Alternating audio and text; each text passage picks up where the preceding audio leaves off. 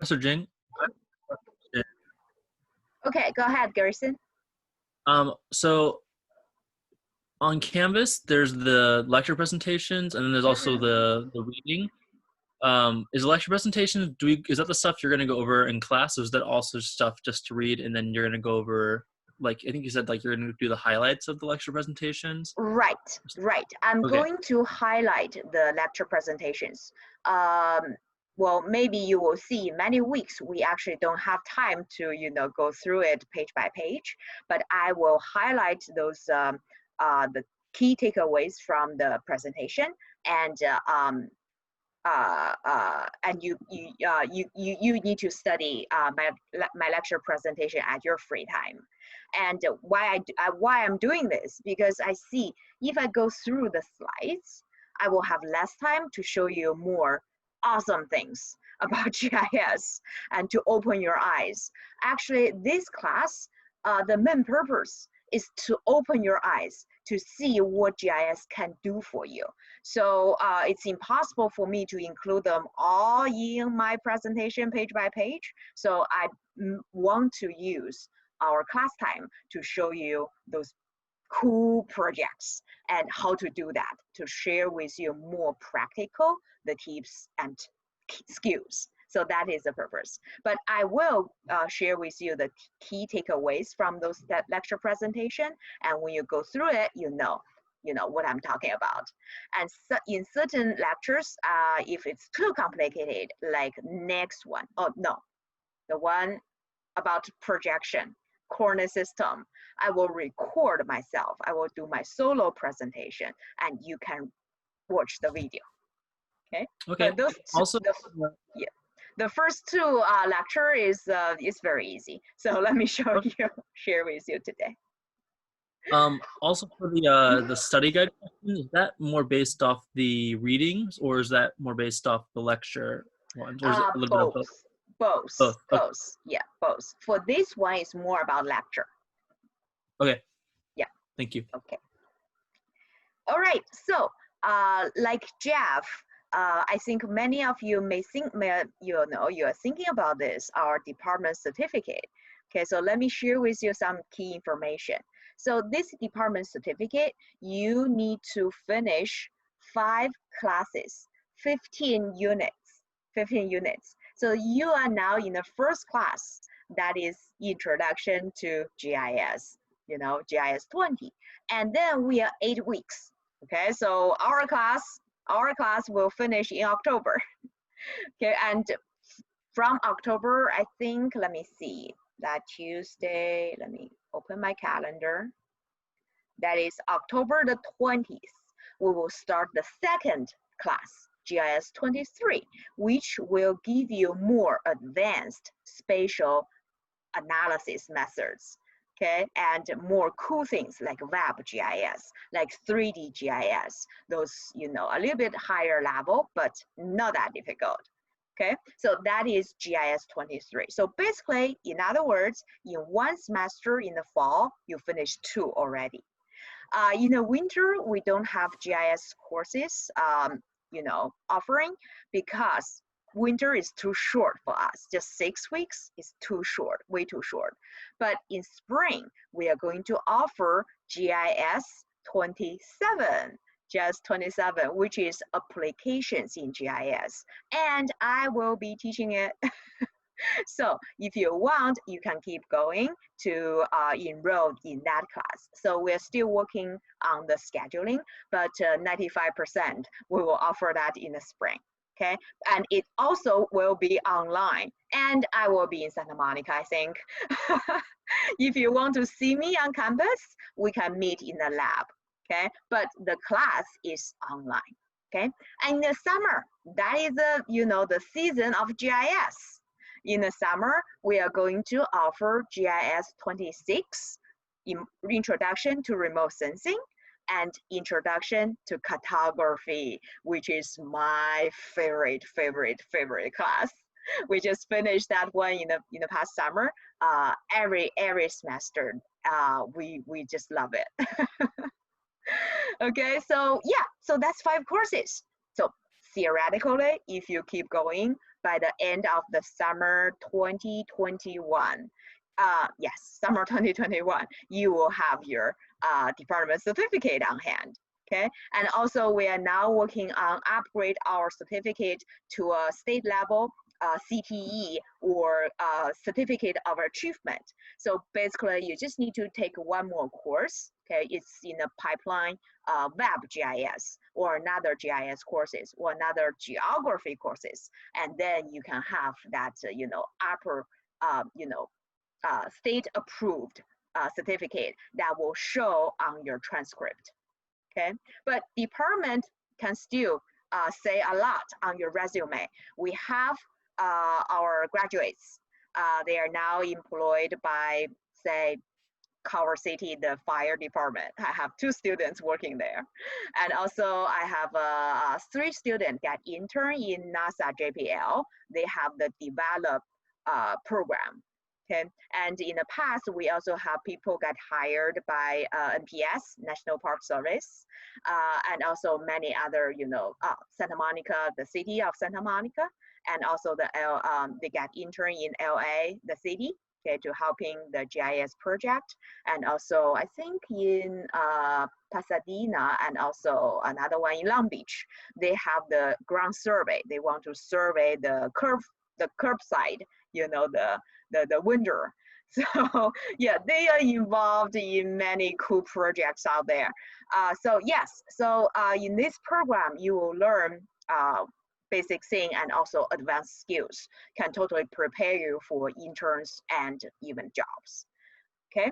So and if you in the on the pathway, you will see me and our other instructors share with you all different employment opportunities and interns and many other things. We also have a cohort group meeting every Friday. So if you are interested, learn some, not learn, we just have fun. We call that GIS happy hour on Friday. So tomorrow at 6 on Zoom, if you want to join us, let me know. I can share with you the link, okay? All right, so any other questions before we get started? Good? Everyone doing great? Okay, have you registered the ArcGIS online account? Yes? Yes, great. Then you're good to go for the first lab, okay? And did you see my video last time? Show you how to download the Arc Pro on your own computer. Have you tried that? It works? Sandy, it works? Yes. Okay, thanks. Yes. Okay, so yeah, follow the instructions there. I'm so glad. Thank you, Sandy. It works for you. And install Arc Pro, and then that is for our lab 2. Okay, lab 2 will be getting started with Arc Pro or QGIS. And okay. I also want to say thank you to Grayson. He posted our first class, posted a question on our discussion board. Okay, probably you didn't see that, but I see that, and I replied. It's about QGIS Mac users. For Mac users, you just need to do 2 things. Windows users, you also need to do 2 things. Number 1, register ArcGIS online account. All of you have done that, right? Number 2 is to install desktop version GIS software. That can be one of the 2. Arc Pro if you use Windows, QGIS if you use Mac. Okay, and Grayson asked why we ignore Arc Pro? Because it can be a headache if you want to install Arc Pro on your Mac. I don't say that impossible, but the solution is you can set certain space on your hard drive. We call that boot camp. Okay, use that space to install another operating system on your Mac. Okay, and that will slow down your computer for sure. Okay, so that also maybe can raise other problems. So I don't want that to be a barrier in front of you, because you just get started. It's just so much fun, working with GIS. I don't want you to be discouraged. So I just say, just ignore that. But if you want to try later, go for it. Go for it. Okay, so that basically is the answer. Okay, but thank you for the question, Grayson. Thank All you. right. All right, so let me share my screen, okay? First, let me share with you something really cool. All right, people in my cartography class, you know this, okay? You know how awesome it is, okay? That is our first friend, Living Atlas of the World. It's maintained by Esri. It doesn't matter you're a Mac user or Windows user, everyone can access this website using your browser, okay? So let me share the link here in the chat box. Okay. All right, so this Living Atlas of the World, I want you to bookmark it, because you will be using it a lot. And you can see this website, this resource, okay, is seamlessly incorporated with ArcPro and ArcGIS Online. In other words, you can directly add the data or maps to your ArcGIS Online or ArcPro. QGIS, the answer is also yes. You can add the resources here, but it takes just a few more steps. Okay, so maybe next Thursday, our practical Thursday, let me show you how to do that with QGIS. Okay, next Thursday will be on ArcPro and QGIS. Okay, all right, so you can see if you open this web page, you can see people share cool maps like this one, Comic pulse. You know the music, you have those rhythm and pulse, right? They use this curve to show people the cases change, the trend in each county. Okay, so let's take a look at it.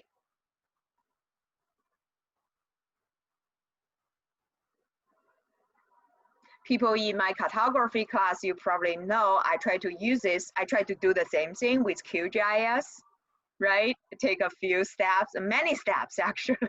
Take me the whole night, I think. I figured that out. But you can see here, this one is ready.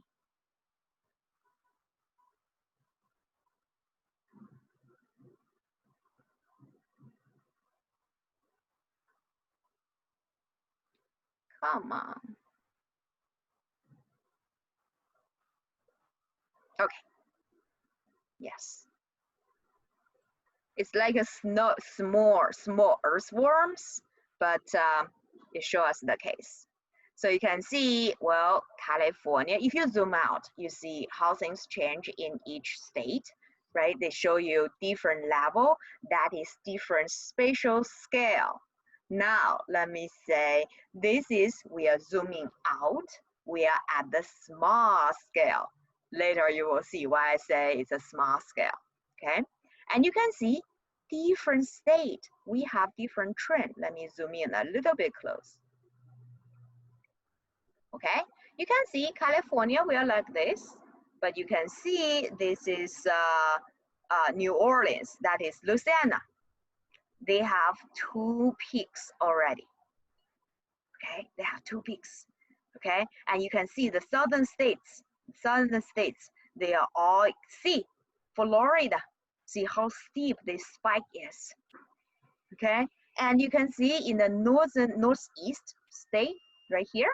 Okay, you can see New York. Now we call that flattening the curve, right? Flattening the curve. New York, that happening in New York and Philadelphia, right? Okay, New York is here, sorry. And this is New York City, okay? And here, Boston, different state, okay? And you can see if we zoom into California, look at California. Okay, we will see the curve in different county. See what's happening in Bakersfield. It's so weird. Can anyone help me explain this? Sandy, you're on mute. It's mostly the farmers. The farmers. Sandy? Yeah, I was thinking the farmers. Yeah, 'Cause it's I think central so. Pennsylvania. Yeah. Because they have the pressure to go back to work, and they don't have good protections, I think. Right. PPE. Yes. Okay.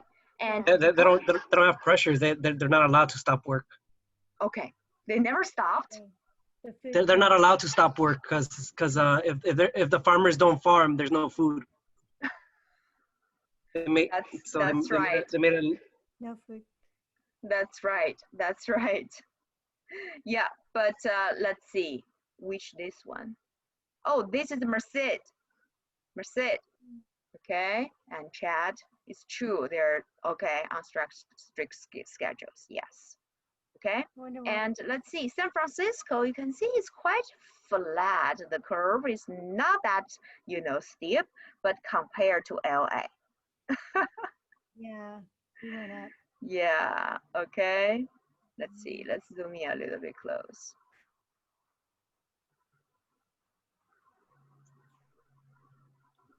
No Glendale, no Santa Monica. They don't have data at this level. Okay, they don't have the data here. Okay, but they have the one for Orange County.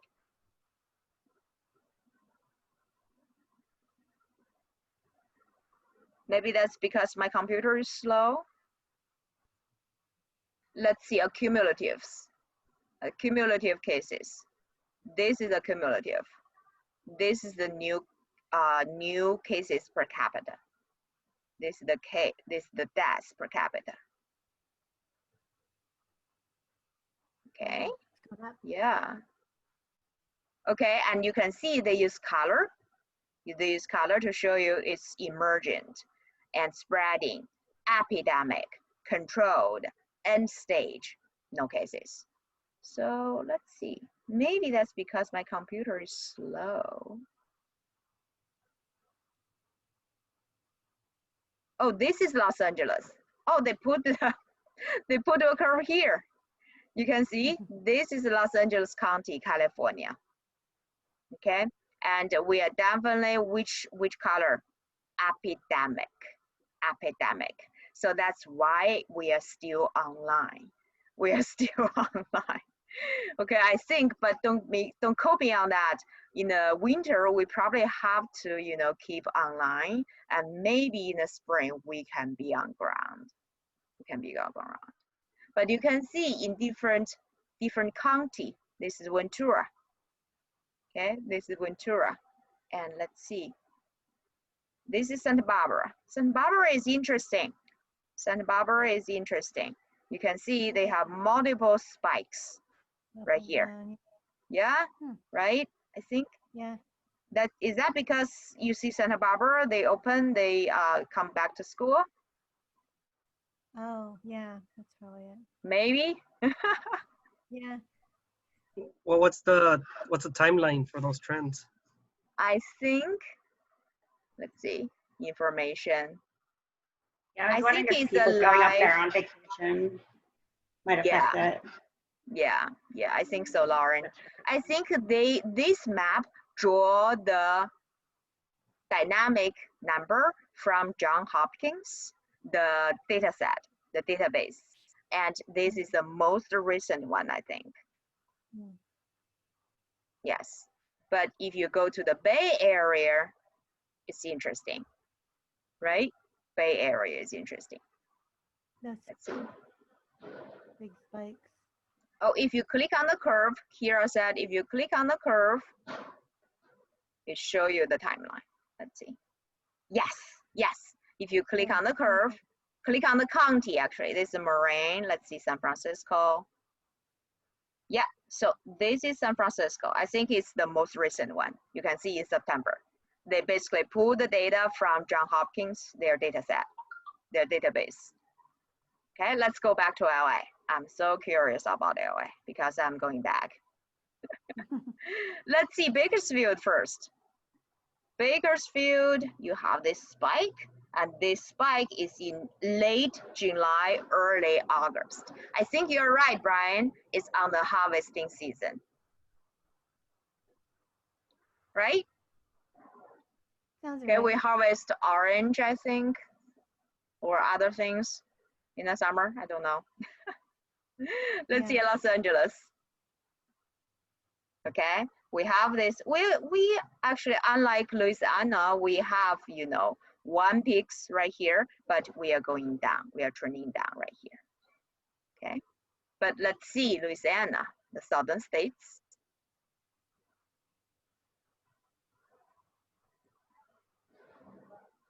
Okay.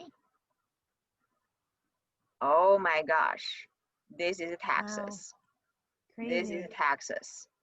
Oh my gosh, this is where? Ooh. This East Feliciana, Louisiana. Let's see this one. They are still rising. Okay, they're still rising. This small county, it's just so scary. Okay, let's Is that where the hurricane happened? no, hurricane should be here in New Orleans, right here. I thought But- it was between Texas and Louisiana. The one that happened like Oh, 2 weeks ago. yeah, I think so. I think so. So that spike might be all the people that are homeless in shelters because Yeah, their house that might be.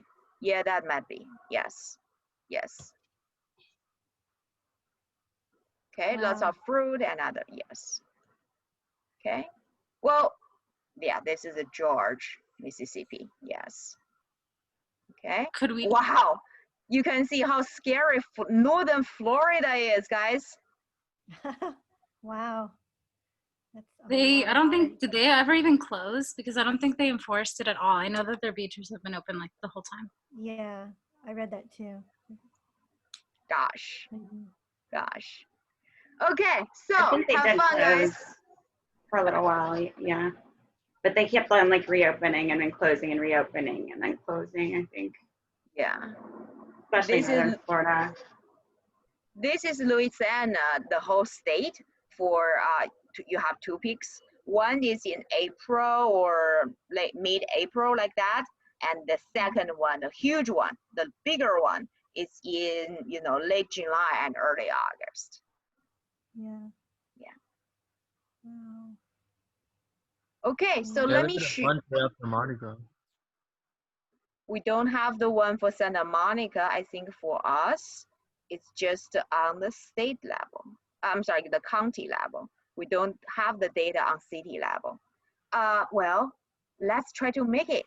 I'm so excited about the data, not for this case study.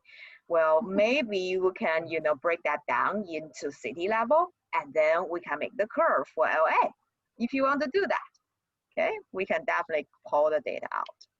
Okay, so let me share this one with you in the chat, and you can see this is another cool thing you can do with GIS.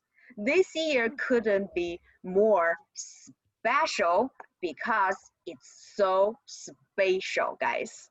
It's so spatial. You probably you're checking the Johns Hopkins, the dashboard every day to see the cases, right? That is GIS, and GIS helping you mapping things out. One map worth thousands of words, right? Okay, but well, here guys, let's zoom out. Well, Jing said this is GIS, and let's see, what is GIS, right? What is GIS? Well, GIS can help you make maps, right? But how people make these maps?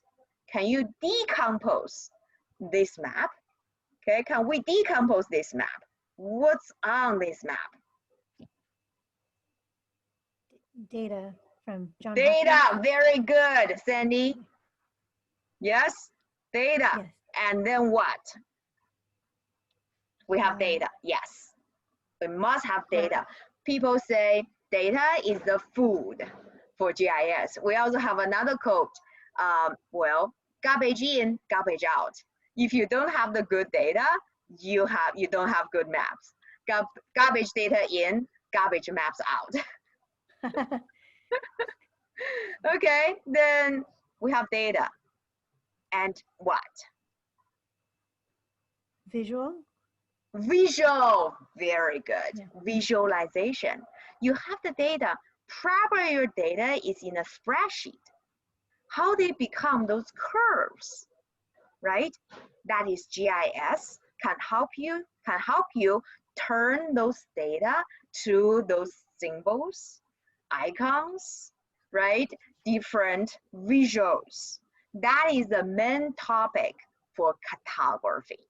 But in basic GIS class, we also need to do that. So you will see in your lab 1, you have many places you want to change the color, you want to change the line style, you want to change this and that to visualize your data. Very good, very good.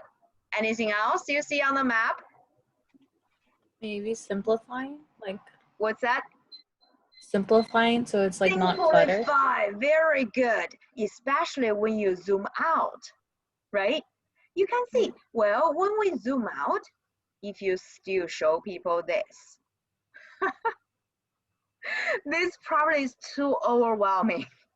Oh my gosh, I don't want to go back. There are all the, earthworms on my map, right?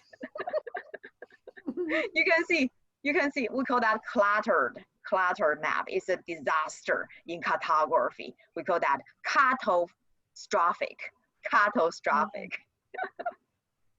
Okay, you can simplify your map. We call that generalization. So GIS can help you generalize your data. In other words, the upper level is called manage your data. Okay, added your data. So, Okay? Yeah. So Professor, if when we scroll out, that's when it becomes small scale because it condenses all that data into that one little worm. And then when we zoom in, it goes back to large, correct? Exactly. You know why we call that smaller scale? Because cartographers, they have this weird rule. Okay, they define the scale like this. We call that map scale. It's not actually the scale we are talking about in our life. Okay, we call that map scale. Map scale equals 2. It's a ratio. It's a division between 2 numbers. Okay, so let me draw a line. Okay, so on the top, you will have the distance. Okay, you measured on map. Okay, the distance you measure on map. Say you have a USGS geologic map, topographic map. You measure your trail, right? You use a ruler. You measure the backbone trail, right? In Santa Monica Mountains, it's how many centimeters, how many inches. You use different unit, right? And at the bottom, the denominator,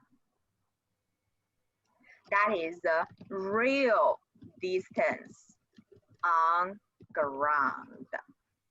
Oh, okay. Okay, real distance on the ground. So that basically is, I measured 10 inches. That represent how many miles on the ground. Okay, so if you use metrics, like how the centimeters I measured on the map represent how many kilometers on the ground. Okay, so you can see this is the ratio. For example, I just give you this example. Okay, so for example, on the map, you measure 5 inches.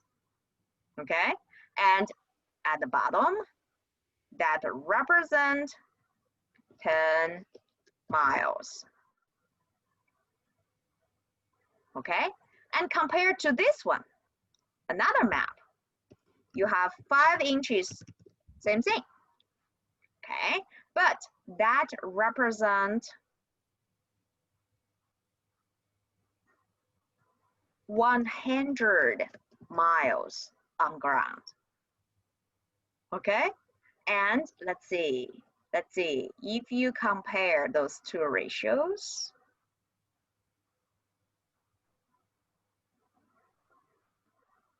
okay, so it will be like this, right?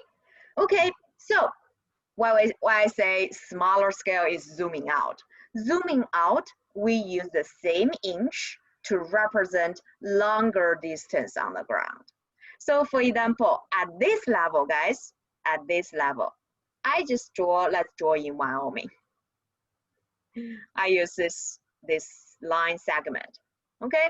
What, you know, how many inches? Let's say just 5 inches or 1 inch, oh, half inch, sorry, half inch. We represent almost 1/3 of Wyoming, right? It's a lot of miles. But guys, let's zoom in. I don't touch this this line, okay? You can see. Let's zoom in. Okay. Now this the same length now represents some distance in this Seminole State Park. Maybe just a trail, right? It may be just like 5 miles, let's say that. Okay, so when we zoom in, we use the same line segment, but represent shorter distance on the ground. So that is why I say this one. Oh, I want to use this. This one belongs to this level, the level you see now, right? Okay, so you can see this ratio is larger, 5/10 mile. Actually, you have to convert the mile to inches. It's a ratio. You cannot, have different unit at the, numerator and denominator in a ratio, right? You need to convert your mile to inches, but whatever, it's a larger ratio. But when you zoom out,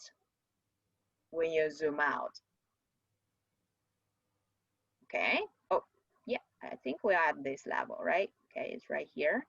Okay, then this ratio is not for this level, right? It's wrong because I use the same line represent longer distance.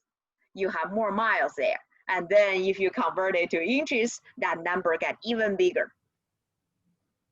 Does that make sense, guys? Yes. Okay, so we say smaller scale, you have more, like Paula shared with us, you have more generalization. You want to generalize the trend across the state, okay, to one curve. More generalized the map you will have. But when you're zooming in, like here in Louisiana, wow, in this case, it's scary. Okay, well, then you show more details, but you use the same distance, represent shorter, the same line segment represent shorter distance. So that is a larger scale, but with more information. Shane, Yes. you would also, depending on like where this map is, like you would change between the metric system and like the standard system used in the US, or what? Thank you for the question. Such an excellent question. Let's zoom out. It's, cause headache to people. Okay, so let me clean this. Okay. So actually for this ratio, you can use any unit. You can use any unit. Actually, this is not right, not quite right. Okay, to put it on the map, you will see people will convert it to the same unit. So let's see, let me use this one. Okay, people will say 5 inches, I will keep it. Okay, and then here, 10 miles, we need to convert it to inches. You need to keep the same unit for the numerator and denominator, okay? And here, how many inches in 1 mile, guys? 63360 inches per mile, okay? And then you just need to do the math, okay? So this one will be, let me quickly do that, Professor Google. That is 1, where's my 1? 1 over here, 1 over, let's see, that is 12, 6, 4, 2, 0. Am I right? Okay, let me calculate it. Okay, Wouldn't there just be an extra 0 at the end? let's see. Let's ask Professor Calculator. 63360 times 2. Oh, no. This should be 720. Okay. Let me change that. Okay. It should be this one. 126720. This number, not that one. Okay. So let me erase this one. Okay.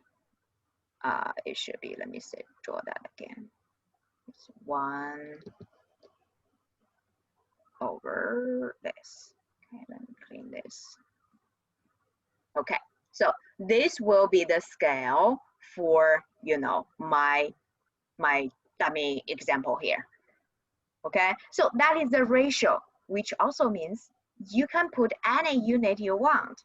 Okay, so if you want to convert it to metrics, centimeter, okay, go for it.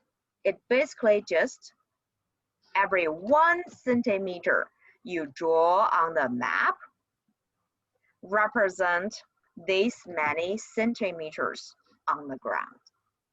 Okay, you can ask Professor Google, please convert it to kilometers. I don't know how to convert it. Actually, I know. You divide it by 1,000, that is meter, and then another 1,000, that is kilometer. Does that make sense, guys? Yes. This is why all the maps, they use this ratio scale. Mm-hmm. Yes. That's what Okay. Yes. I don't know why. So where'd you multiply the 600, 633, 60? Like, where'd you multiply that by to get that centimeters? Oh, You 10. said, oh, okay. I thought you like were doing it by 5. I thought that was how you had to do No, it. well, I skipped several steps. So basically, you need to multiply by 10 because that's the how many miles represent on the ground. And then you need to divide top and bottom by 5. And then you Okay, can so convert it to 1. So oh, basically, okay. That's yeah. why okay. I was So that will, I skipped this step. So 1 inch down here should be 633,600 inches. Mhm. Okay, and then I basically divide 5 on the top, that become 1. I divide 5 at the bottom, and they become this number. Okay, I get Yeah. that makes sense. Thank you. Yeah, and then later you can put any unit you want. For example, centimeter, and you can convert the bottom to any unit you want. Okay, like feet, like, you know, kilometer, miles. Okay, like that. Wonderful. That is why I like you ask questions, because we covered one of the most important things in lecture 1. Okay, which is the scale. Okay, you just need to know, zooming out. Okay, maybe let me share with you my slides, show you on which pages. Okay. All right, right here. Awesome, guy. Oh, actually not lecture 1, lecture 2. Right here. Okay. Scales. Okay.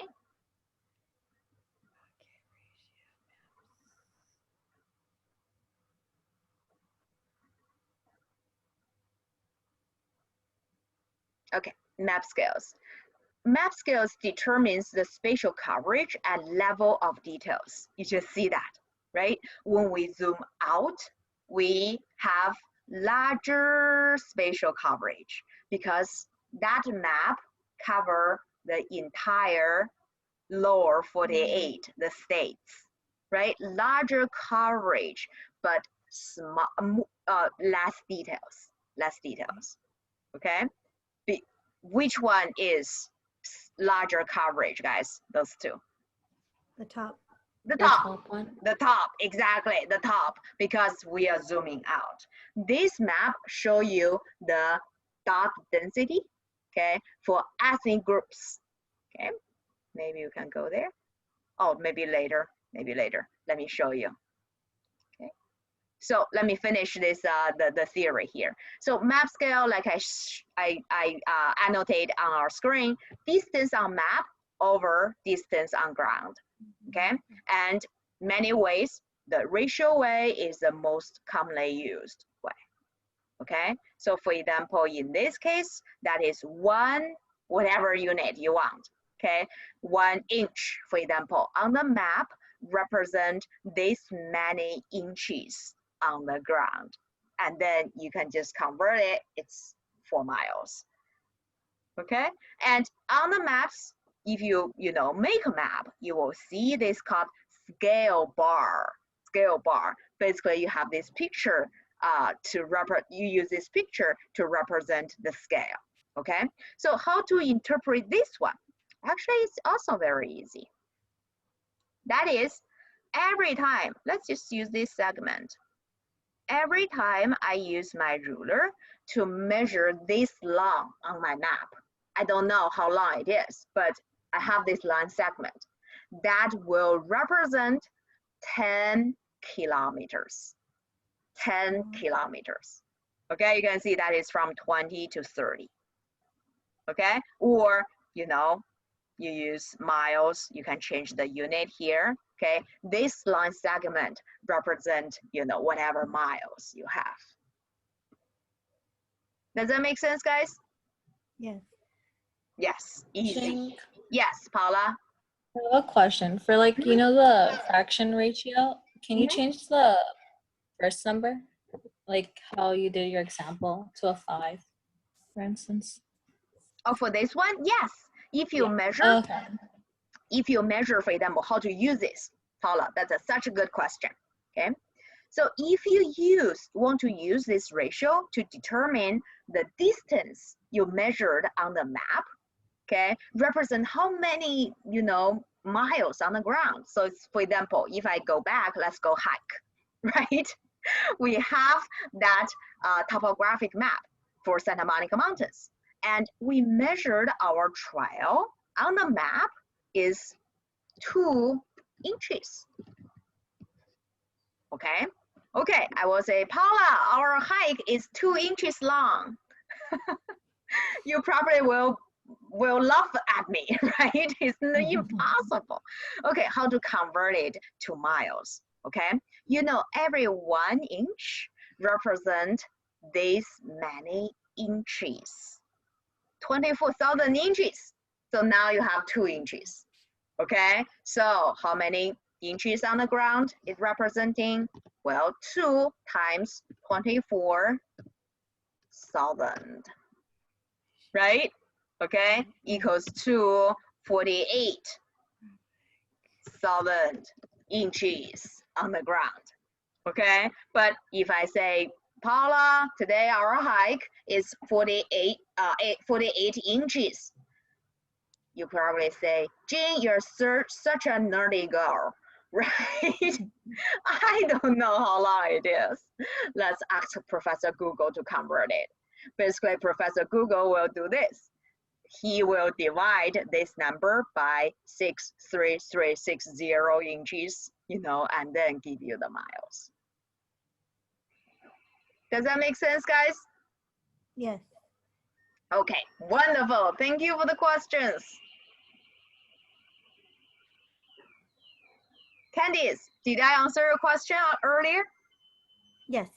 Yes. Okay. So Yes, thank you. let's use this example to do that again. Okay. This is another cool map, which I adore. This is the dot density map to show you the ethnic groups in our country. Okay. And that is why last time I showed you how I appreciate California. It's just so diverse. It's so diverse. Okay, so you can see dot density basically is a cartographic, the technique to show certain data. Like Sandy said, we have the population data. You have the census 2020 coming, right? The data will be released by the end of the year. We have the data, but how can we show that?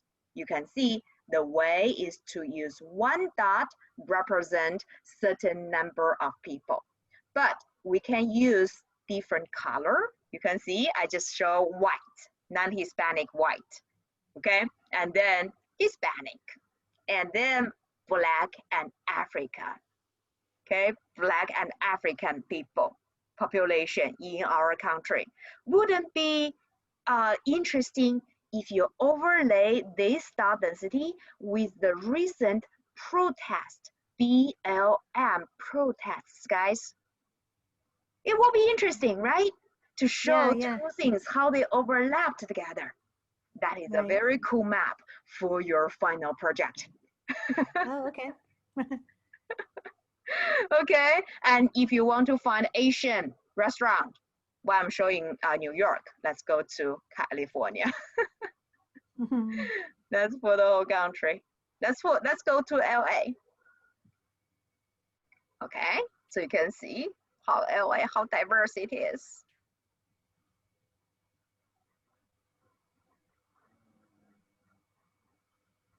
Okay. All right, so this is LA, right? Maybe you're asking where are Black or African American people living? Right here. And you know where it is, South Central. You could probably hear the safety and other issues happening there, and also the environment, the conditions there, right? You have LA River, and you have many pollutions, and they are also surrounded by our highways, okay? In 2019, we have a student, Advin, in our class. He mapped out the air condition in LA County, okay? We clearly see in this area, we have 10, we have 405, we have another 2 highways circulating this area. They have a lot of asthma causes, asthma cases, they go to hospital. But this area, less people, they have the health insurance. That causes a lot of problems, right? Right. Yes. Okay. And if you want to, Jing, where is the best place I can find Asian food? You go for Asian communities, right? Okay, so this is Asian. Okay, and this is American Indian. We don't have that in the county, not many.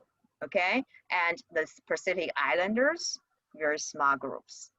Okay, and other cases, 2 or more.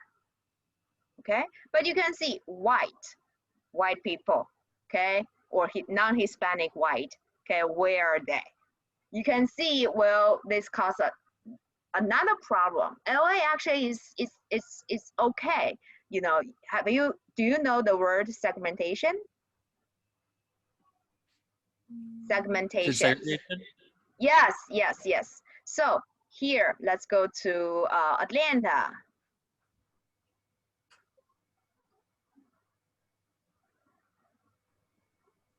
This one, right? No, that's Dallas. Oh, that's Dallas. Go up. Oklahoma. Okay, I need to keep going. Sorry. Okay, Georgia. This one? I think so. Yes, I think Lauren can speak up, can say something about Okay. this. Lauren, are you here? Yeah, it's actually Yes. interesting because Atlanta's supposed to be like known for a population of fairly well-off Black people, but I don't know. It's really kind of it feels like it's more like you just hear about Tyler Perry all the time, but you know, just because that one guy is Yeah. you know well off and living in Midtown or wherever doesn't mean like that whole group of people gets elevated by it. But based on the census data here, you can see, well, I went there last year actually. The southern part, airport is more or less here, I think. It's just such a, you know, clear cut, actually, division between Black people and other ethnic groups. You know, to the north, they have the Georgia Tech. I have one of my best friend. She's now a postdoc over there. She tell me, well, yeah, in my community, there's very few, you know, Black or African American people living there, but majority of them in the South. It's just like us, you know. Yeah. And tech, Atlanta's funny too because in some area, my brother went to Georgia Tech and lived in Techwood, and you could go down like a block or two over, and then the people who were living there would just totally not be students, or it would be very different. So it's kind of interesting. What would be interesting too is to look at the perimeter, because there'd probably be a lot more sprinklings of like bunches of white communities that moved outside of the perimeter, which is like a circle that goes around the whole city, and the airport is outside of it to the west a little bit, I think. But that's kind of like almost an ideological as well as a real like life sort of boundary that people talk about all the time. Like if they say like, oh, I'm ITP or OTP is outside the perimeter. So that's where all the suburbs are. That's where you go when you want to pay $200,000 for like a 6,000 square foot house. And then you just got to keep going further and further and further eventually. But yeah, it's interesting to see it in these terms. Yeah, yeah. I shared the link to the chat box. So at your free time, just have fun with maps. Happy mapping, guys. Happy mapping. I always say this to my students. Okay, there's so much more you can explore on the maps. Okay, and here you will do the same thing. We call that bookmark. You can do that with ArcGIS Online. Basically, what is bookmark? To help you, you know, find certain pages. Here can help you find certain location. So for example, we want to be back to New York. You don't need to like me like this, you know. You just click on this link that will take you fly to New York. And this is New York, the situation. Okay, you can see we're Black, Hispanic, white, right? Asian, and all different communities. Okay, yeah. Well, maybe you can, at your free time, you can explore Minneapolis and, you know, Portland and all these cities now we are, you know, they're hitting the headlines, okay? Yeah. Okay, so that is scale and GIS, right? GIS, well, let me show you the official definition. Right here, what? Okay, here we go. It is right here. Okay, geographic or geospatial information system. So it's a computer system, can help you do many things, right? It can help you collect the data. We call that data collection. In our one of our lab and lecture, we will learn how to collect the data using GIS. Okay, and then maintain your data. Like Johns Hopkins, they use GIS to maintain their database. Actually, database and the language, database is they are speaking is also very important. We call that SQL, sequential query language, I think, to ask questions, ask question about database, about data, okay? Data maintenance, storage, same thing, database, right? And analyze your data. This is the coolest thing, I think. The coolest thing you can do with GIS. As here, I think it's 2019, the theme for the user conference in Esri. The theme is, you can see with GIS, you can see what others can't. What others can't. How? Use analysis. So for example, in your lab, the first lab, you will ask this question. Okay, I see those, the shelters.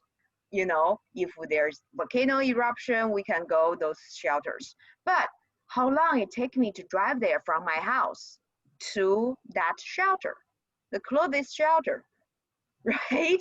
Okay, you cannot see that on the map. You need to analyze how far you are to that location, right? Okay, that is the spatial analysis. Okay, and let me finish this. Oh, where it is? Yes. Okay, and then analysis output can help you make maps. Okay, geographic data and information, so important. So important, data and information. And Sandy said it's the number one thing, right? You should consider about when you out there to make maps, finish your final project, right? Data is the number one thing. Okay, so geographic information. What is geographic information? Well, it asks about the information about our location, That can be what, when, and where.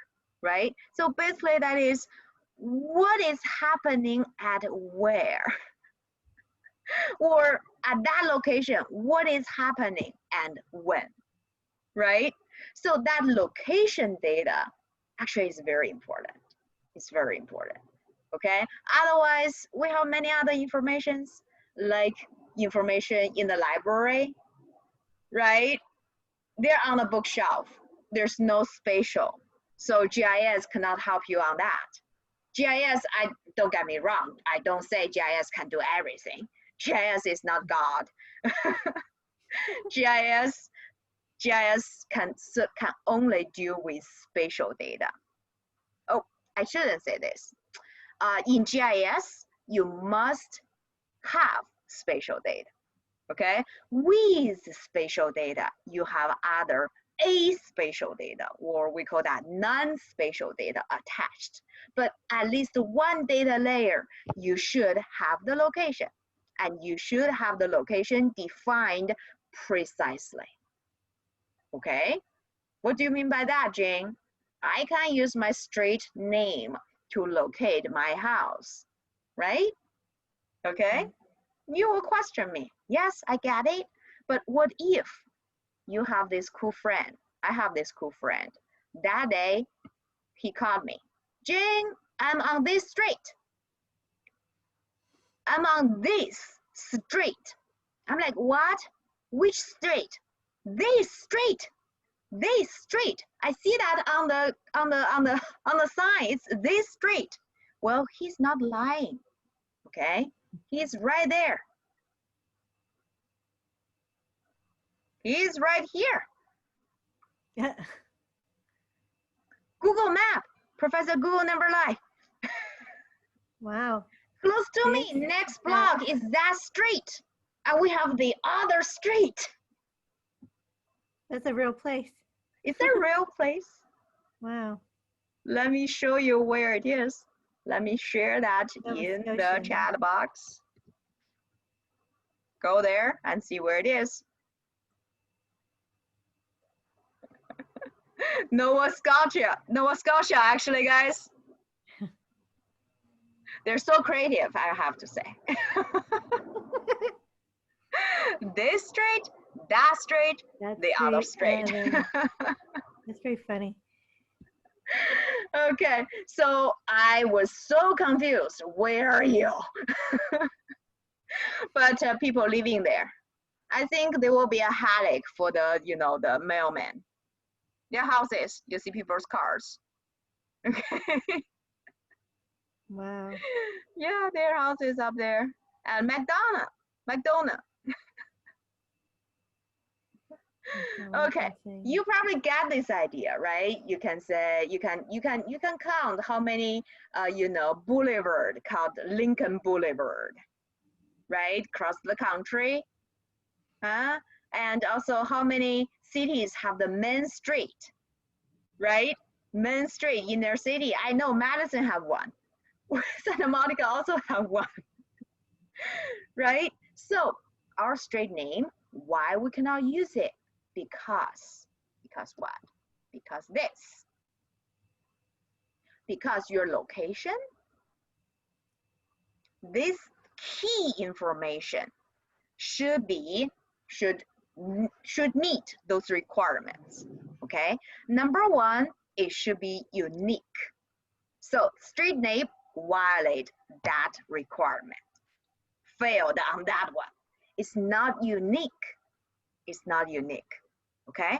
Also need to be shared. Why I don't use street name? Because, well, if I say, okay, Jing is living on Daliang Road, Daliang Lu. Do you know what I'm saying? No, but my parents know because that's in Chinese. I knew. That's in Chinese. That's a street. My house, my parents' house, you know, is on. We call that Daliang Road, Daliang Lu.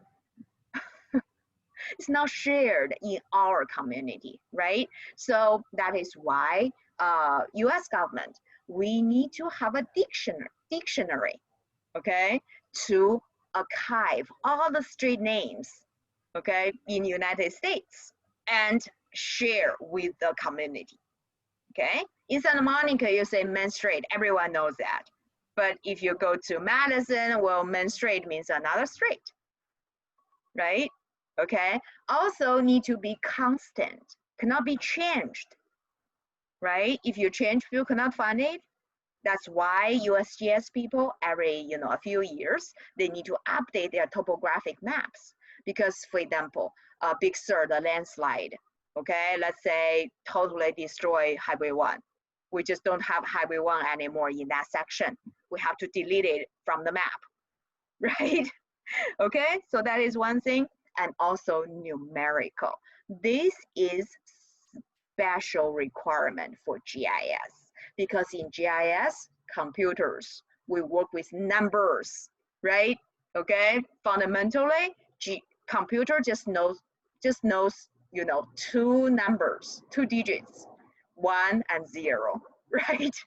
So that is why in lecture 3 or lecture 4, I probably labeled that wrong, we need to study this, coordinate systems and map projections. Okay, so that is requirement for your location. Okay, any questions, guys?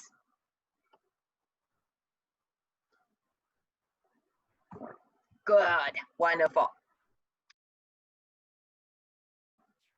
Well, I mute myself, too excited. Okay, but you have the most important thing, which is location in your information, okay? Well, that location, don't get me wrong, okay? Can only be a push pin or a pair of numbers? No, it can also be a county. For example, earlier the COVID-19, the curves we see, your location information actually is different county. You know, LA is here, okay? Ventura is here. From your perspective, where I should so. Well, bear with me, okay? This is Ventura, right? This is the Orange County. San Diego is down there. Santa Barbara is up there, okay? This also is a location information, okay? County, okay? And also you see the spatial relationships between different counties, okay? We call that spatial topology. You know, who is next to whom? Okay, who is next to whom? You know, Bakersfield is to the north of LA County, right? You know, New York is, you know, in the northeast of what? Of United States, at that corner, right? On the East Coast, okay? So spatial topology basically is the spatial relationship. GIS can also help you analyze that, okay? Analyze that. That is called spatial topology. Okay? So there are a few things, spatial topology, for example, intersect your Lincoln Boulevard and your Pico, intersect at that Starbucks in Santa Monica, right? Okay, and your Ocean Avenue, right? Intersect with Colorado Strait, right? By the ocean, right? Okay, and for this one, let's say this is your pier, okay? Our pier, Santa Monica Pier, and in ocean, right? That's also another spatial relationship, okay? But the most important thing is the thematic attributes, okay? I have this location, for example, Bakersfield, Fresno, or Bakersfield right here, okay? Oh, Bakersfield, sorry, right here, okay? We have that location, we have that city. We also have other aspatial or non-spatial information attached to it. We call that the attributes of Bakersfield or thematic attributes attached to Bakersfield, right? Okay, that is something about Bakersfield, something about LA. That is thematic attributes. Okay? So here, very important. And also the other components for your geographic information is time. It also change over time. This is, you know, the Oxbow Lake, you know, along Mississippi River. You can see our river change the shape over time. And this one, oh, sorry. This one basically is the Great Migration in United States, okay? United States, the total population. And this is the one person's, you know, the daily routine in the city. Okay, but anyways, I just want to show you your location, this information also changing. The shape is also changing, the location is also changing, okay? But not all the, here, let me go back. Let's see. Here, okay? The four components associated with geographic information: location, topology, spatial relationship, okay? Attribute, and time, Well, they have those four components, but this one is a must. This one is also a must.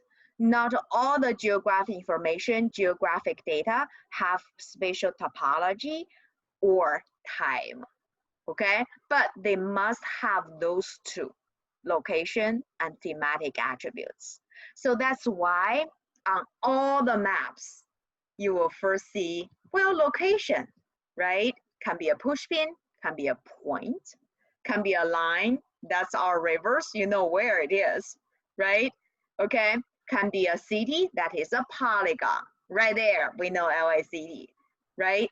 And also thematic attributes. So when you right click on any data layer, that must be an option, say open attribute table.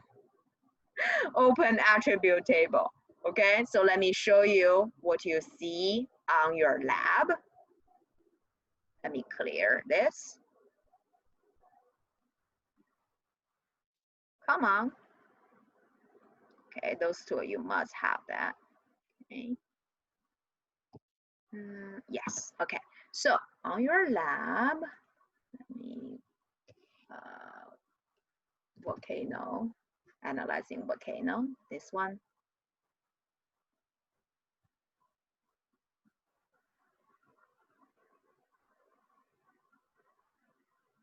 also ArcGIS Online sign in. Okay, down here, attribute.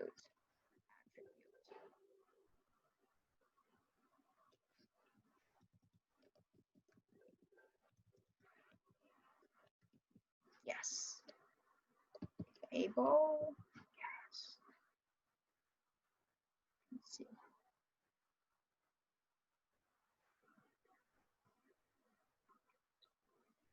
Let me log in. I'm using my public account. Okay. Public.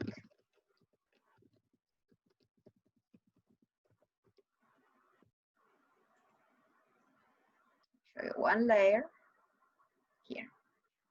Let's see. This one. This is my account. Go to, well, when you log in, you will see Learn ArcGIS, the institution account. Okay, now we are taking advantage of their offer, but when 1 year, expires, I will enroll you into our community, the institution account. Okay, so go to content, you will see all your content, and I tried. Okay, so that is, let's see, layer maps, or it should be layers.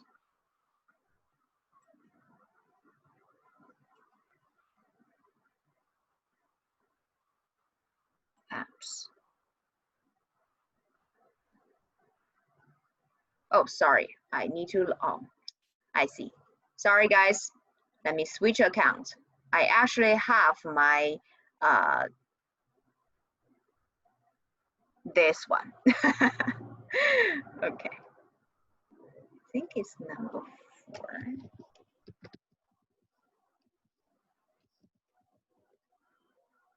No?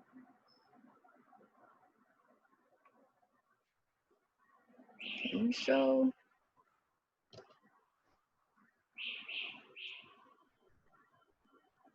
Yeah.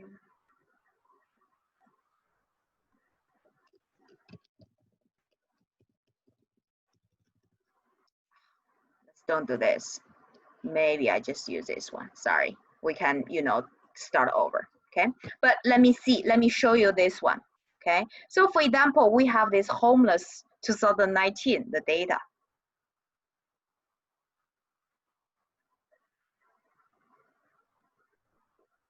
Okay. And you can, oh, let me go to my content. I want to show you a map. Not that one. Maps. Okay. For example, let's see, homeless. Have that.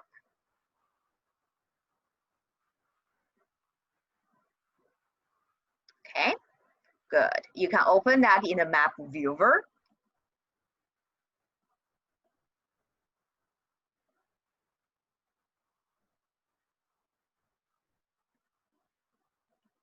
Okay, and well, if you log in to your lab, you will see this. But that is show you the legend. Legend is to show you the map keys. What the color represent basically. But if you go switch to the tab called content, you will see different map layers. Okay, the data you include in this map. So you can see I have the homeless count, Los Angeles County, 2019. This is the data layer. Okay, on top of it, you can see I have this. I have another layer to show you homeless service gap analysis. This is another layer, another data, okay? You can also add the data. For example, you can add the data. See guys, you can browse living atlas layers. Do you see that one? Yes, okay, let's do this. okay? And you can search for layers. For example, I want to know shelter, right? Homeless shelter. Okay, so let's see, I don't know. Maybe this one, okay? Maybe this one, or homeless shelter, Los Angeles. Don't have that, Downtown. Most of them downtown. okay? Los Angeles. Or let's just do Los Angeles.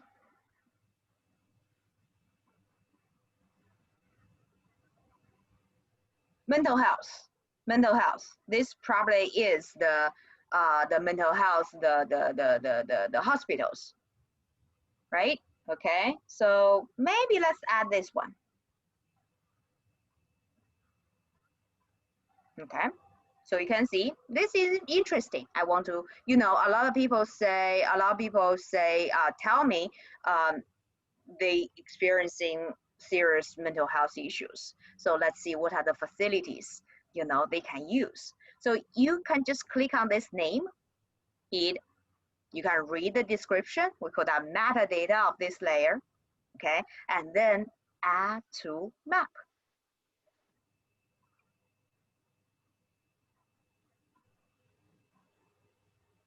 Okay, cool, cool. Okay, so this is Canada, sorry. This is Canada. Okay, let's remove that. It's a wrong thing. Let's, you know, search larger database. People here, you can see Professor Jing made some mistake, but she is so happy because we learn much more from our mistake. Okay, we celebrate it. Okay, the lesson learned here is actually the Learning Atlas. They have a smaller database, but higher quality, higher quality. The larger database, okay, the larger database is called ArcGIS Online, which means more people contribute to it. Basically, what's the relationship between those two? They basically, ArcGIS have this team. They select data that trustworthy from this larger database and recruit those data into Living Atlas. So you can totally, you know, feel free to use the Living Atlas. It's very, you know, higher quality data. But for ArcGIS Online, you need to be careful. Okay, so let's switch to this larger database. Let's search Los Angeles. Now you can see we have more data, right? Even a COVID-19 confirmed the case. Okay, even Los Angeles in 1880. Okay, but I want to Los Angeles homeless. Let's share that. Shelter. Yeah, this homeless count. Do we have shelter? This is testing sites. Right there. Yes, right here. 2018. Yes, and you can see who credits by LA County ISD. Usually, this type of data is trustworthy because it's LA County something, some department. Okay, you can click on this link to see the user profile. Okay, the user profile. But I will trust this is the shelter and services in LA County and who created, that is maintained through County of LA location management system and blah, blah, blah, right? Okay, it's official and you can just add to map, add to map, okay?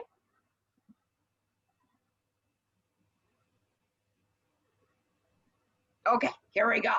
Those are the data, okay? Those are the locations. It's ugly, I have to say, as a cartographer, but you have the data. Is it inconsistent?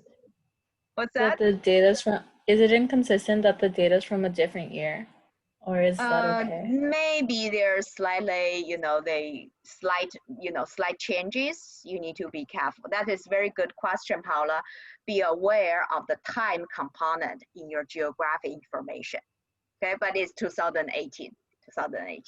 But for yes, Brian. So for map making, how often I guess do we have to go out and I guess collect data ourselves? Is it common? For this class, for your final project, you need to learn. That's actually is one of the SLO, student learning outcome for this class. That is, how to find data that can be used for your project. But we are learning now, you can find the data through 2 resources today I share with you. One is Leading Atlas of the World. The other one is ArcGIS Online. Okay, but Jean is here to help you. Our family, our GIS family, all the folks in our class, we are helping you. Okay, so definitely use that discussion board to share your questions. Okay, I check it. I check in every day. I will, see your questions, and if I know, I will answer your questions. Okay, so you can see, well, how we create this one. Let me turn this one off.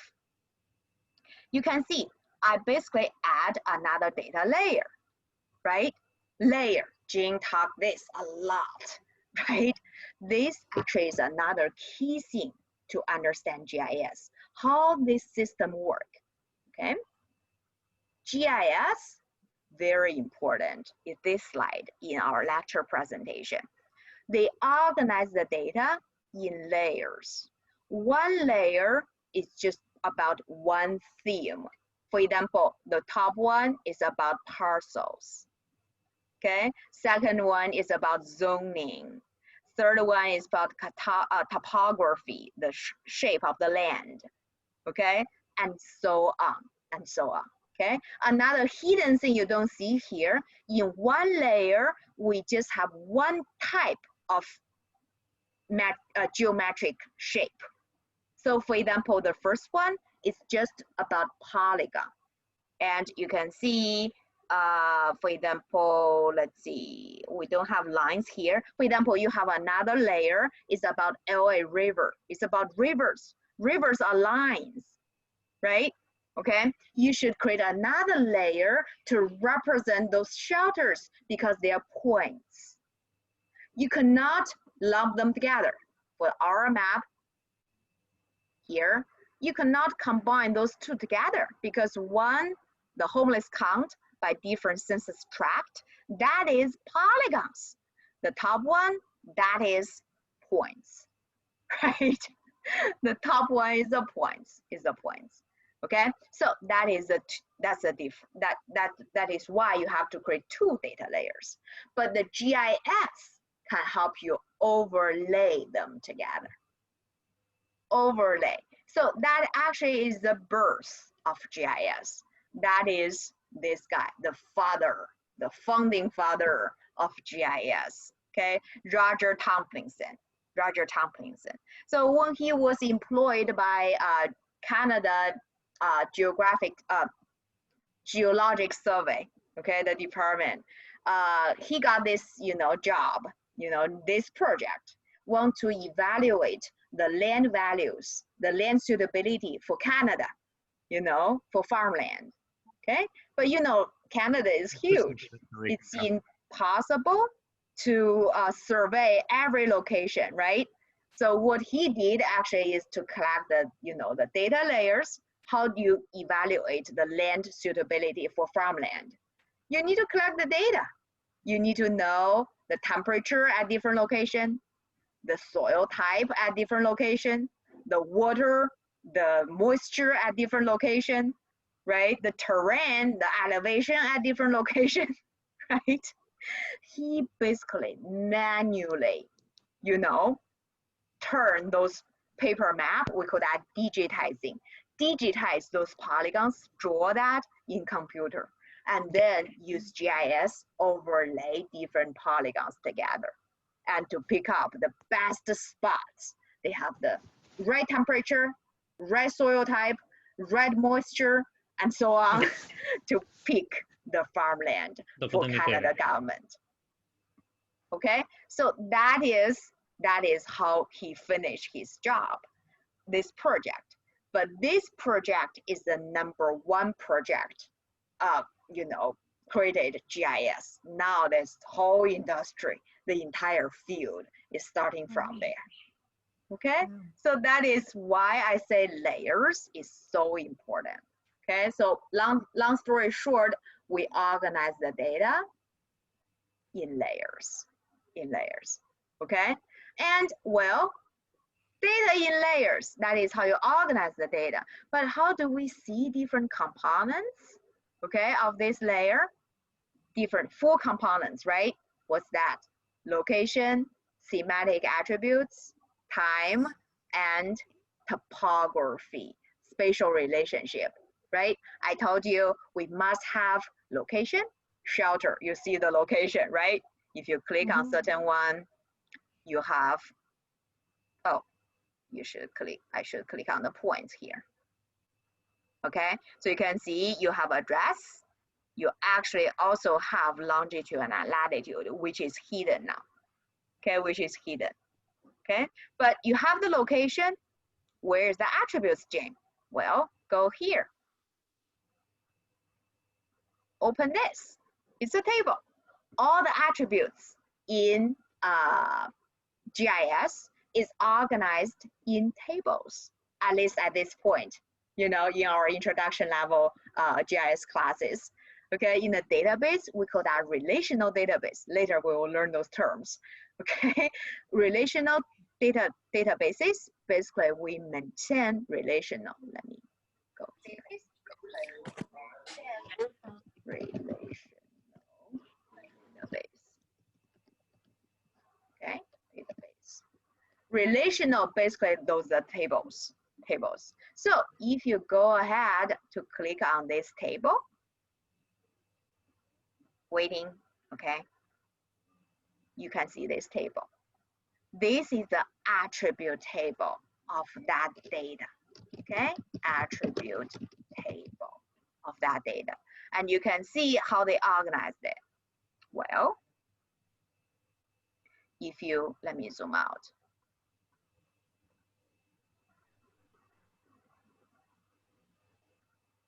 Okay, so those are locations, attribute table. If you click on certain thing, you see this highlight change the location. Okay, I switch to certain row. This one is in here, Redondo Beach. Yes. Okay, if I click on certain row that represent different shelter, right? So each row represent 1 point. Each row, let me open this one.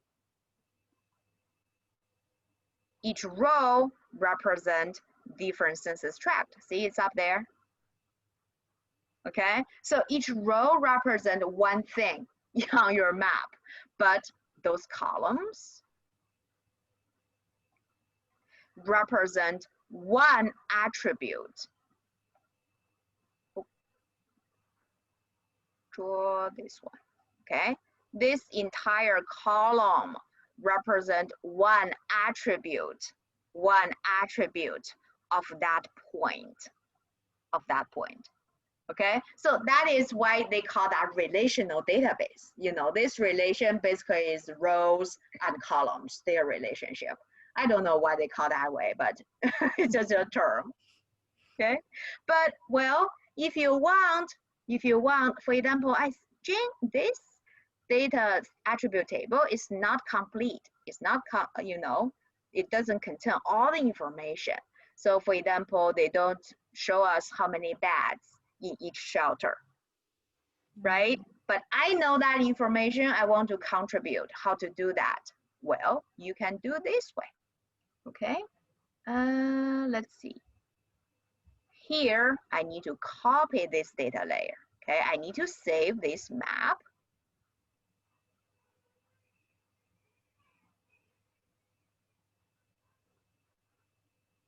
Actually, for this one, I need to save that. Maybe this one, it allow me to do that. Let's see. No. Okay. See. No. I need to, let me add another data. Add data, add data, add, search for layers. I don't want to search for ArcGIS Online because why I cannot add the column here? I want to add another attribute. I need to add a column, right?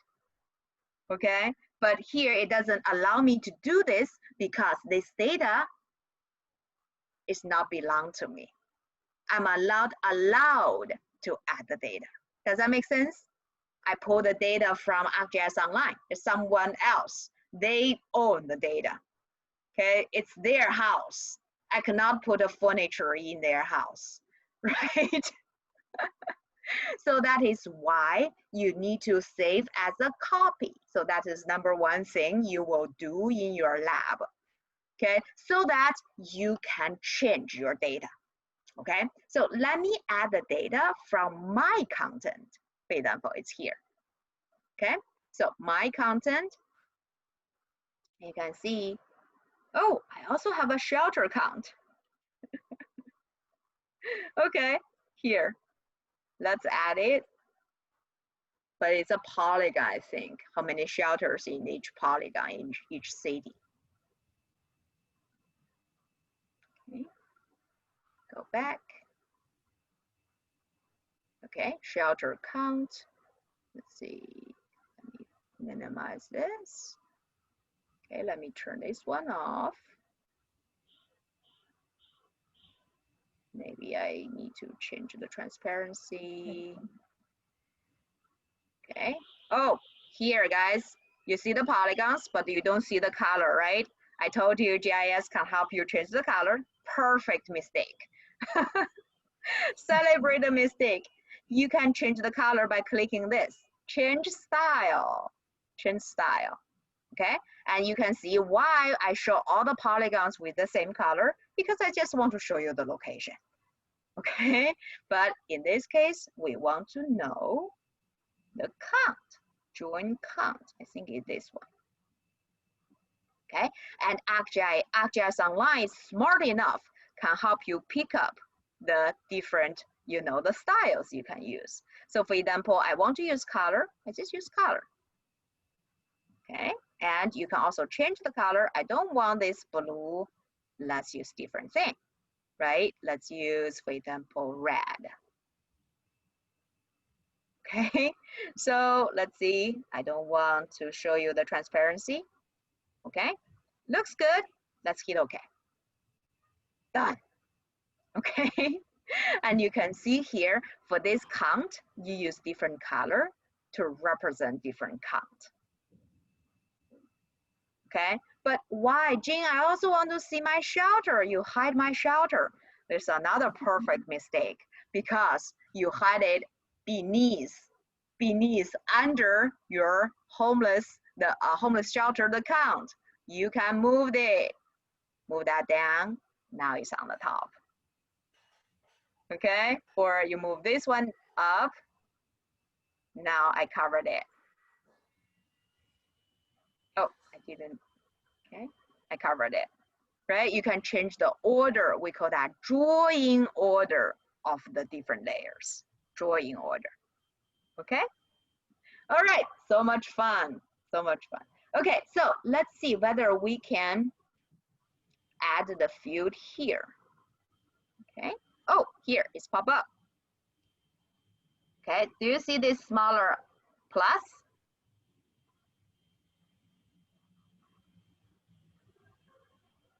Here. Guys, do you see that small plus? Where? Yes. Down here. Where? Do you see the lower right? Sandy? Lower right, right here. Oh, Yes. yeah. Okay, so you can let's see.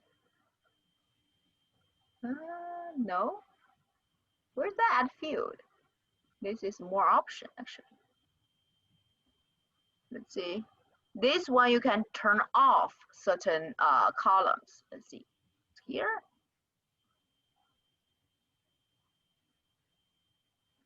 Filter, add. I want to add a field. Add a field. Add a field. Or we have to go there. Okay, so let's do this. Let's go click on the 3 dots. You have more options. Here's another way. I thought we can do that in map directly, but you can open the 3 dots and you can open these details, and then you can go to data, okay? And data here, I think you can add your fields, okay? So you can here add your fields right here, okay? So that is, take a few more steps, guys. We learned from this lesson. You cannot do that here, but you can click on the 3 dots, okay? And open the show item details. That will lead you to this page, okay? And then you need to the default the view is overview. You just need to switch to data, and then you can click on the hamburger here. We call that hamburger options, and then you can add a field. Okay, when you add a field, for example, you can say number of beds, display name, same thing. Okay, type should be integer, right? Okay, default, I don't know. You can just, it's optional. I don't want it. Okay. All right, and then when you add it, you can scroll all the way to the right. Where it is, number of bed. Where it is.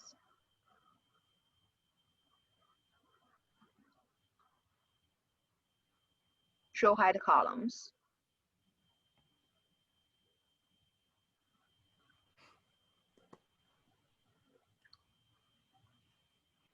Let's see. I don't see that. Okay. Someone. Okay. Yep. Hi, Kira. Hi. No worries. Let's do fields. Okay. You can also switch the fields wheel.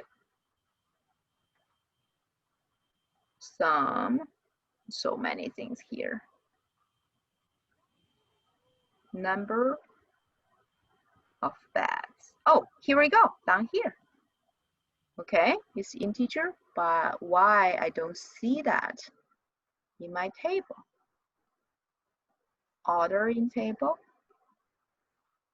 Okay, let's go back to table. Oh, table here. Okay, show hide columns.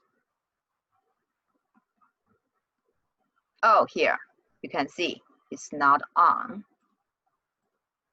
Okay, point X and point Y basically is the location. Let's check it on. Let's turn this one off. Okay, and then number of beds. You just create it. Okay, and later when you add this layer again in your map, you can edit it. You can input the information there. Okay, yes.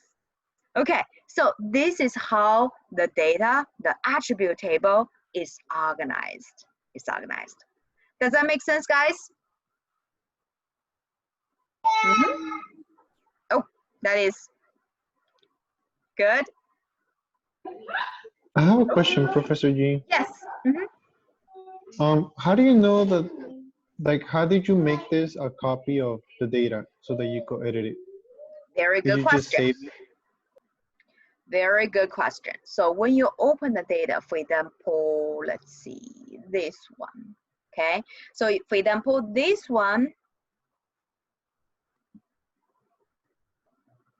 I found some data on ArcGIS Online. Which one is ArcGIS Online? Homeless shelter, right? This one we get it from ArcGIS Online. This one.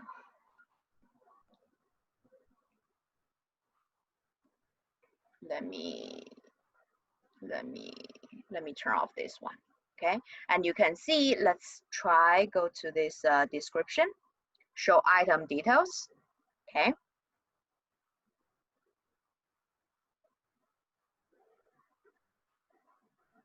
And you can see it's maintained by LA County. Open the map viewer.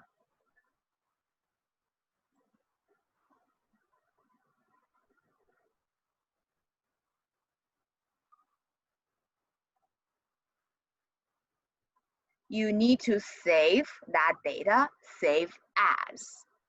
Okay. Yep. And then you will make a copy and save that in your folder so that you can edit it. Does that make sense? Yes? Okay. Yes, thank you. Good, good. And in your lab, you're going to do that. You can see that is on the top. Let's see. Okay, so you're going to go to this link. You will download this map, but the first thing first that they ask you to do is to save map. Okay, you saved it and then you can edit it. You can edit it. That is your folder right here. Okay, yeah, you'll play with it. Thank you for the question, Vangelis. No problem, thank you. All right, okay, so let's go back. Okay, let me remove this one. You can remove it, you can cue it. How to do that? Click on the three dots. Remove. Remove.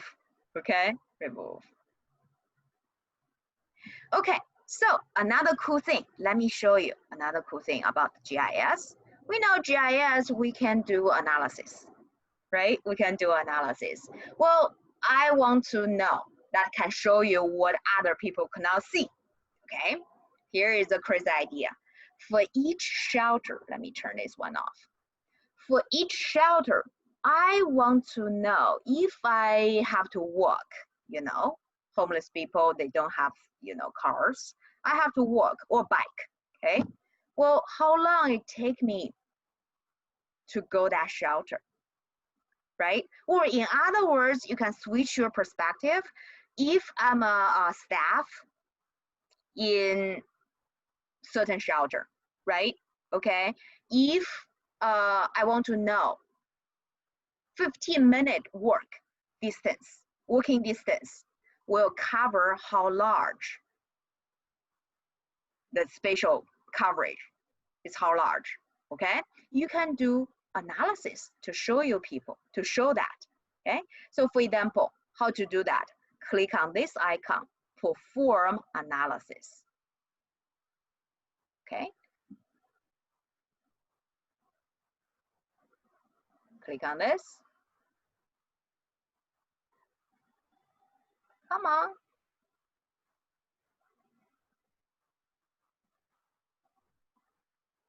Why it's so slow? Okay, here we go, it's coming. Okay, here we go.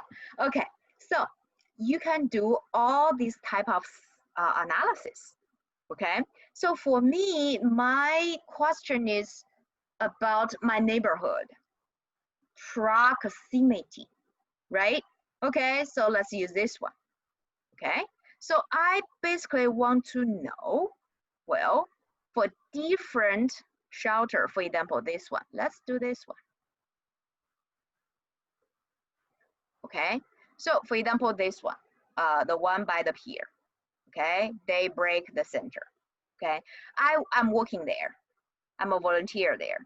I want to know if people can only walk for maximum 15 minutes or 1 hour to get to our shelter, okay? How large the area, our service area, the service area of each shelter they can cover. Does that make sense? You know, the service area, for example, your Starbucks, right? People can only walk for 10 minutes to get a cup of coffee, right? How large the area is, okay? Then let's create these drive time areas, okay? So the point layer to calculate the drive time areas is around homeless, okay? Driving time, I don't want driving time. I want walking time or walking distance, okay? Different people walk with different speed, right? Okay, walk distance. So for example, say people can only walk, I can walk a lot because I like hiking. Maybe just 2 miles maximum, right? On foot, go to those shelter to get the resources, okay? You can do that way, okay? Barrier layers, that is some, you know, barriers people cannot cross. For example, our ocean, for example, river, okay? Well, for the sake of simpleness, okay? Let's just leave it by default, okay? Towards facility, right? Or away from facility, either way, I think only matter if you have certain barriers. One direction, right? Okay, maybe towards the facility. And you want to dissolve, say, the service area of this shelter, and this shelter, or the nearby this shelter, they will overlap, right? You want to merge them, so let's dissolve them, okay? And then, well, result the layer name, that is, well, you can just modify this. You can just do the, oh, travel from, actually travel to, right? Travel to homeless shelter and services 2 miles. Walking, okay? Walking. Okay. All right, and then save the result here, okay? Let's click on run analysis. Okay, you can see it's running, it's running. Later, when it's finished, you will have another layer, see this one? You will have another layer to show you the result, This is another function of GIS to do the data analysis, okay? So here, I show you all the tips and tricks in ArcGIS Online. So it doesn't matter, guys. That's why I love Grayson's question. That's such a good question. What's the difference between QGIS, ArcGIS, ArcPro, ArcGIS Online? So many things, right? Well, they're all GIS software, okay? They all GIS software, and they do the same thing, which are, here we go. That is the walking distance, 2 miles, the service area. For this group of shelter, it's just here, okay? I don't know why it doesn't show me. Oh, I think that's earlier because I just selected the 1 point. Okay, let me redo this. Analysis, now summarize. Use proximity, drive time, walking distance, 2 miles. Let's do 1 mile, make it smaller, and towards, dissolve. Okay. And you have it under trucking distance. What's that? You put it under trucking distance. Thank you. Thank you. Walking distance. Walking distance. Okay, and here. Homeless people, they have trucks. No. Okay, dissolve. And this is 1 mile. Okay, all right. Okay. Run analysis. Okay, let's run it. Okay, while it's running, let me highlight this. Okay, it doesn't matter which software you are using. They can all do these.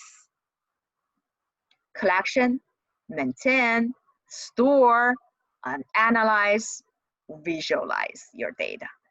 Okay, so it doesn't matter. That's why it doesn't matter which software you're using.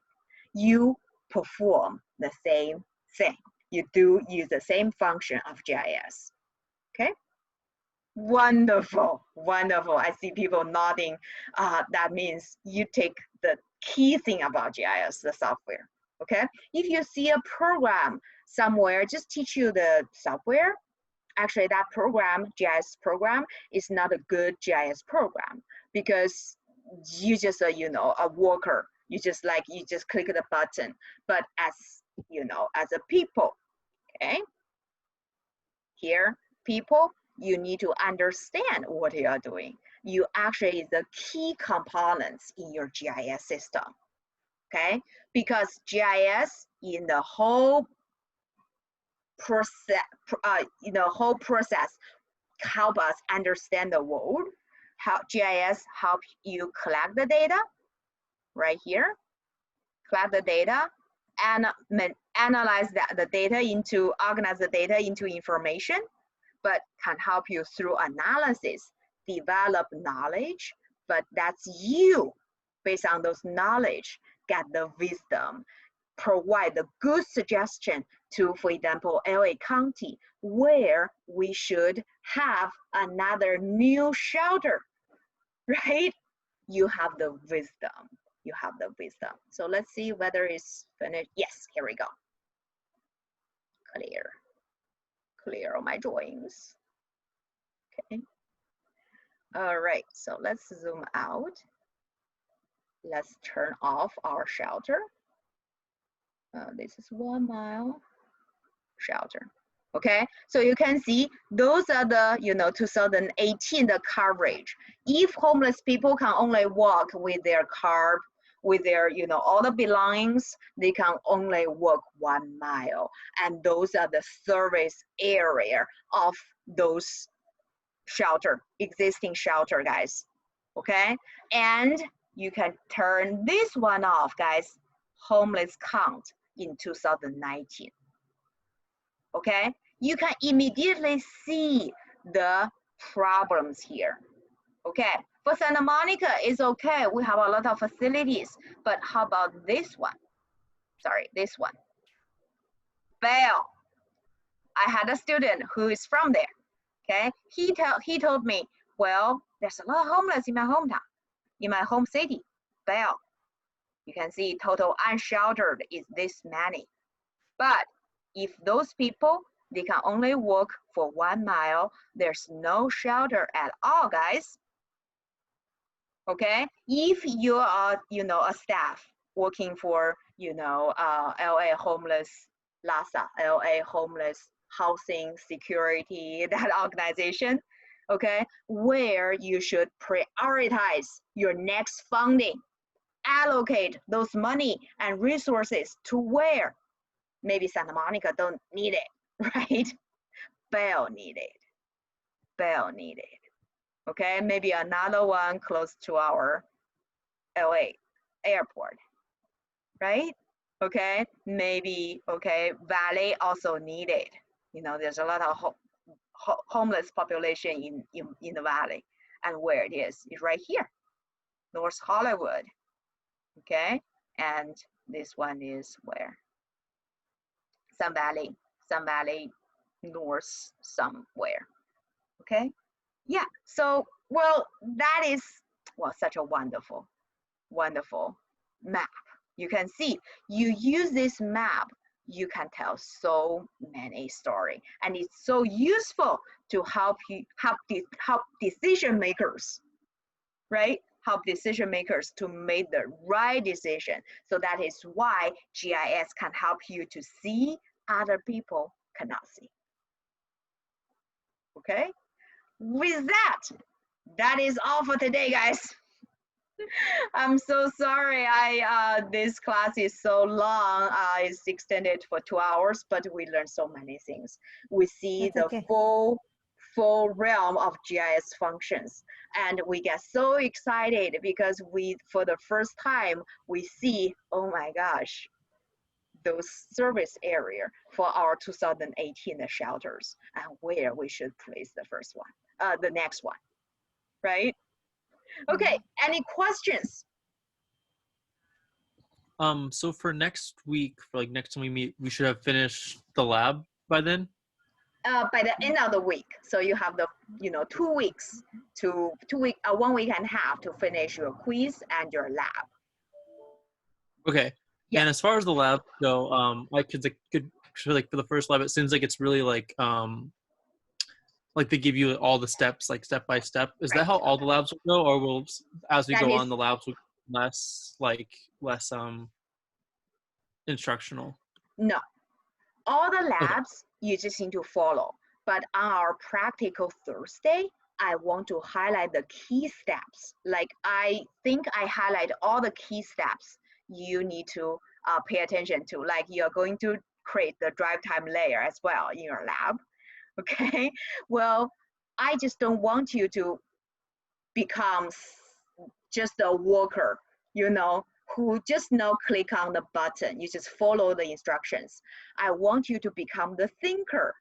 Okay, you can interpret your data. You click on this button, what will be created, and how you can understand, help the decision makers to make useful map like this one.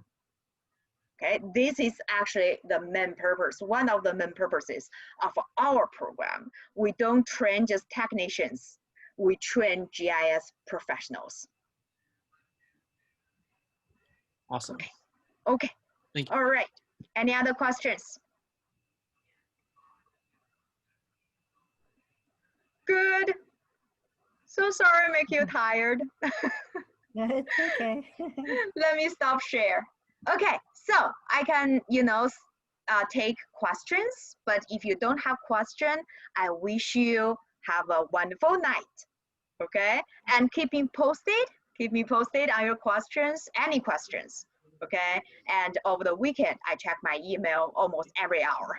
Okay, so let me know if you have any questions. Okay, and if you have your ArcGIS Online account ready, go for our lab.